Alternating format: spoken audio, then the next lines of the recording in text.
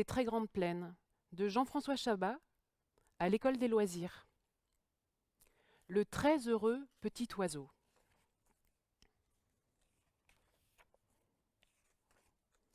Le roitelet était un tout petit oiseau, mais c'était toujours lui qui chantait le plus fort pour saluer à l'aurore le lever du soleil.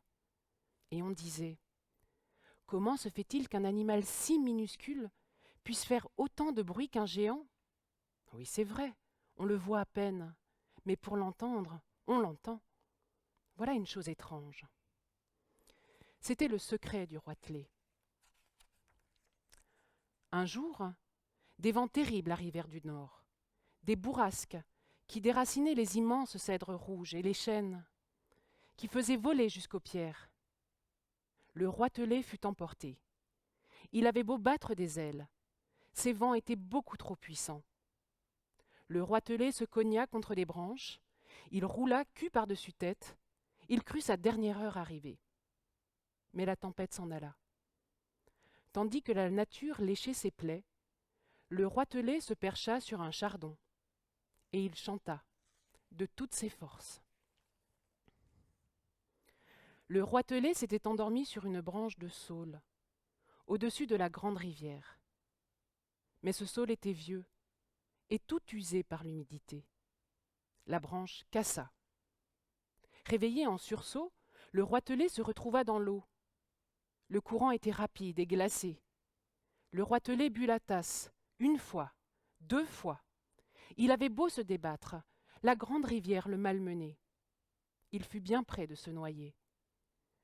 Mais la chance voulut qu'une vague, plus violente que les autres, le rejette sur le rivage, comme un brin de paille ailée.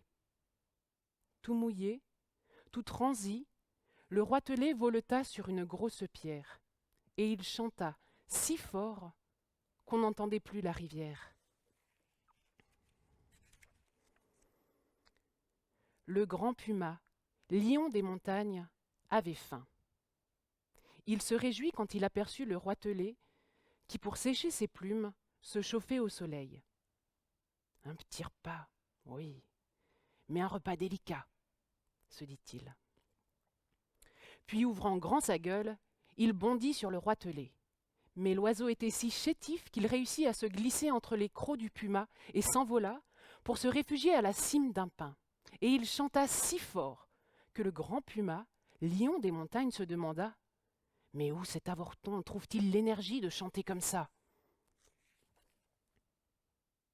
Un autre jour, le roitelet voletait au cœur d'une brume douce et chaude, quand une flèche le frôla en vrombissant. Puis une autre flèche arracha des plumes à son aile. C'était un chasseur, un jeune humain, qui ne voulait même pas le manger, mais juste exercer son adresse. Une troisième flèche faillit le transpercer.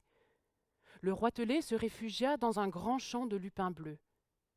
Puis il jaillit vers le ciel. Hors d'atteinte, il chanta si fort, que le jeune humain se gratta la tête. Un si petit oiseau, avec un chant tellement puissant. Buvant de l'eau dans le calice d'un pavot, le roitelet n'entendit pas l'ours qui approchait derrière lui. C'était un vieil ours, rusé, qui pouvait se faire plus silencieux qu'une ombre.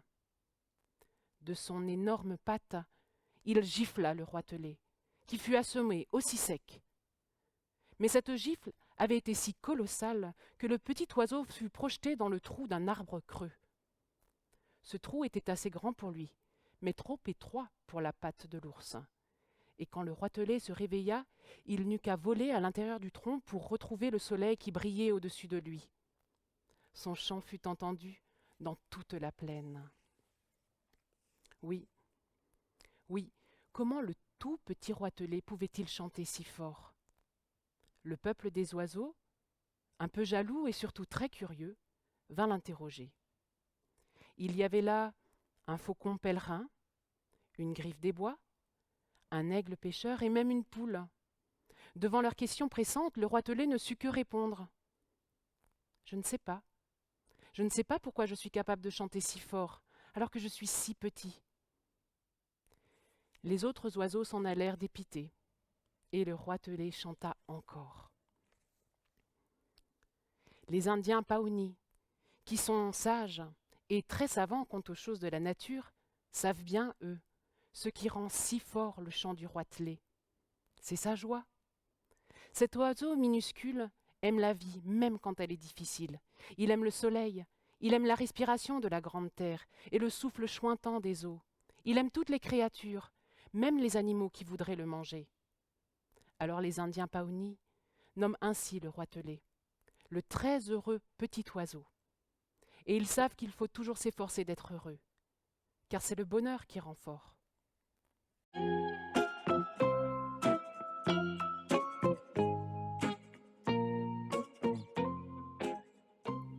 Hector, l'homme extraordinairement fort, de Magali Lehuche, Didier Jeunesse.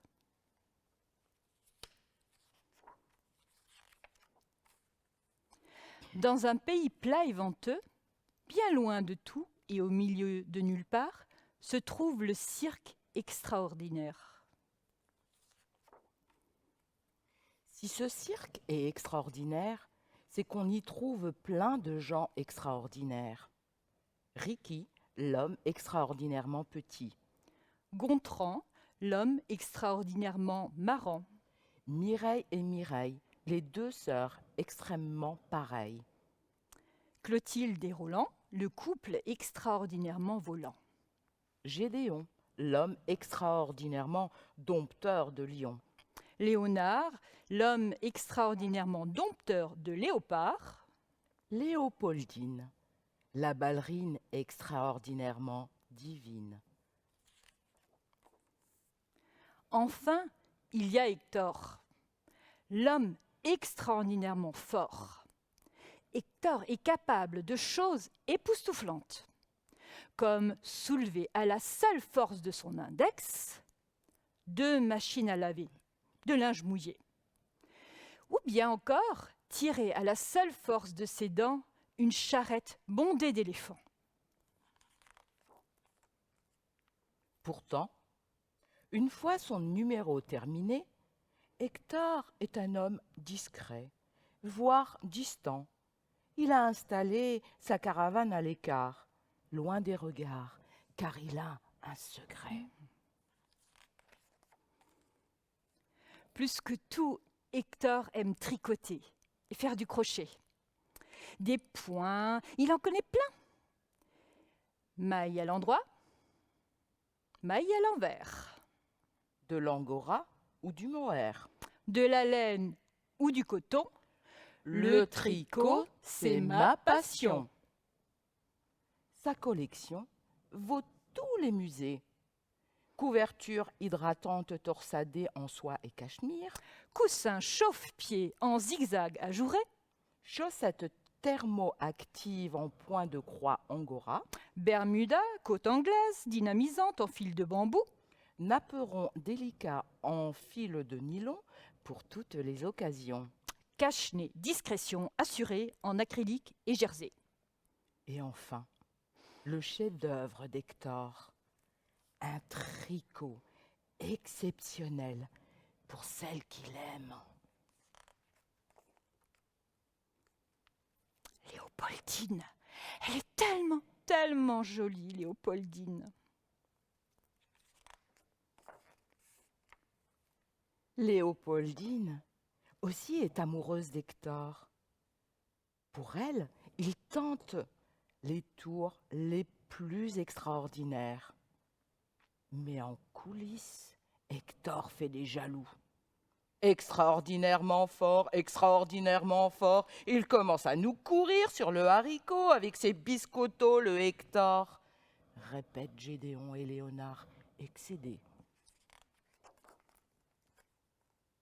Un soir, à la fin du spectacle, les dompteurs provoquent Hector. « Alors, Hector, c'est qui le plus fort? Face à nos félins, tu fais moins le malin. Serais-tu capable de les affronter à main nue ?»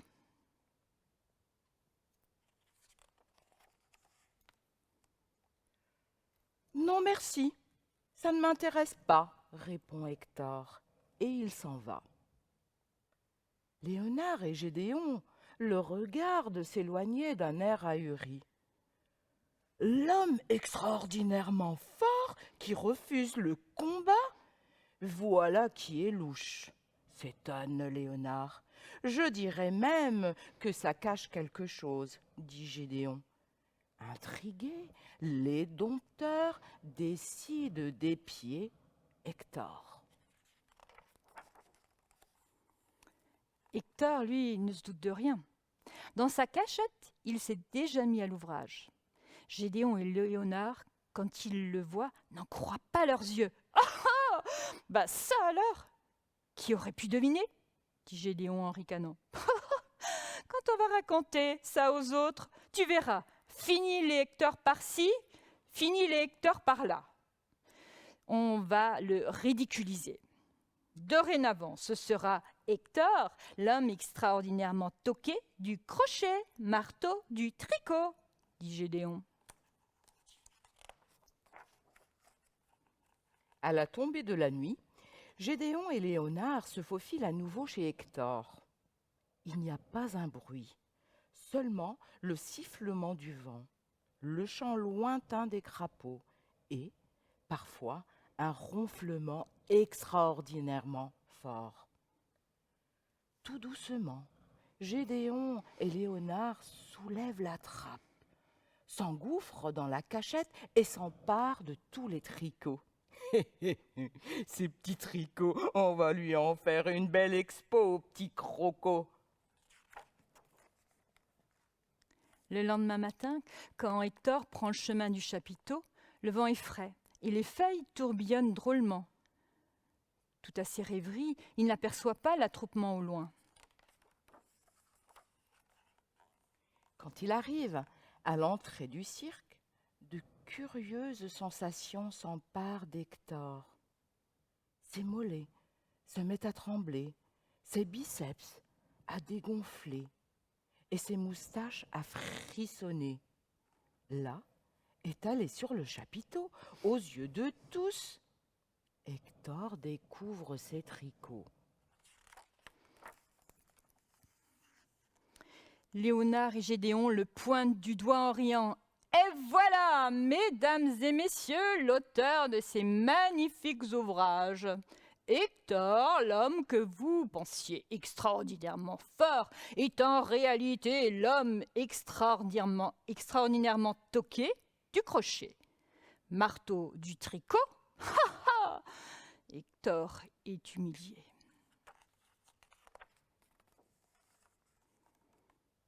Mais soudain, le vent se fait de plus en plus fort. Il siffle et souffle. Les branches s'agitent. Une tempête s'abat sur le cirque extraordinaire, emportant tout, les tricots, les chapeaux et même le chapiteau. Quand le calme revient, tout s'est envolé. Léopoldine, ne voyant plus Hector, s'inquiète et se lance à sa recherche. « Oh mon Hector, pourvu qu'il ne lui soit rien arrivé. »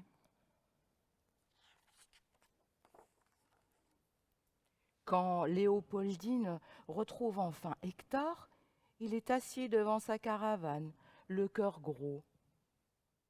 Entre ses mains, il tient un petit tricot. « Tenez, Léopoldine, c'est le seul qui n'est pas pris. Je l'ai fait spécialement pour vous. » « Oh, un tutu à pompons! Merci Hector, il est magnifique. » Léopoldine se jette dans les bras d'Hector et lui glisse un tendre baiser. « Grâce à vos talents, Hector, le cirque pourra être sauvé. Apprenez-nous à tricoter. » Sans perdre un instant, Hector et Léopoldine retrouvent le reste de la troupe pour une leçon de tricot improvisée. Maille à l'endroit, maille à l'envers. De l'angora ou du mohair. De la laine ou du nylon. Le tricot, c'est notre passion.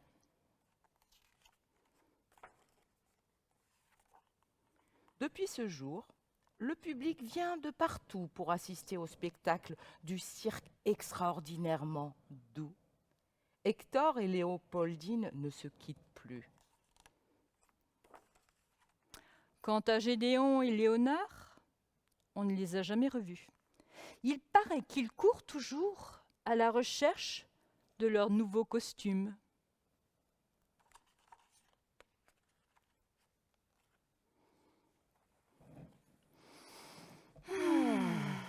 Une maille à l'envers, Maille à l'endroit. de l'angora ou du mohair. Le tricot, C'est notre passion.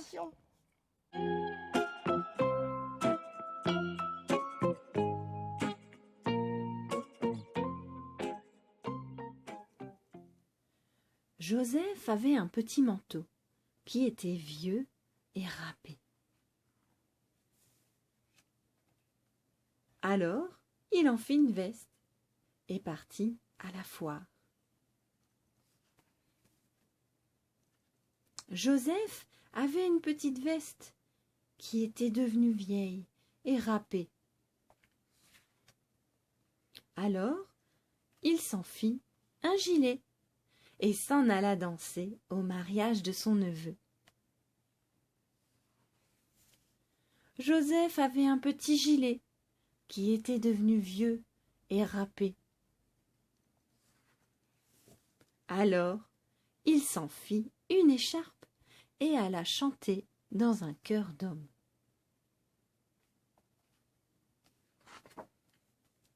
Joseph avait une petite écharpe qui était devenue vieille et râpée. Alors, il s'en fit une cravate et alla en ville rendre visite à sa sœur mariée. Joseph avait une petite cravate qui était devenue vieille et râpée. Alors, il s'en fit un mouchoir et but une bonne tasse de thé au citron bien chaud. Joseph avait un petit mouchoir qui était devenu vieux et râpé.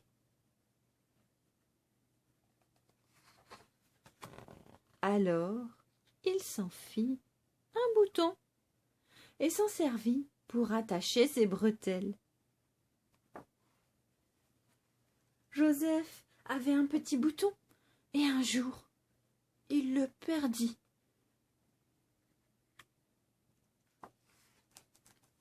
Cette fois, il n'avait plus rien.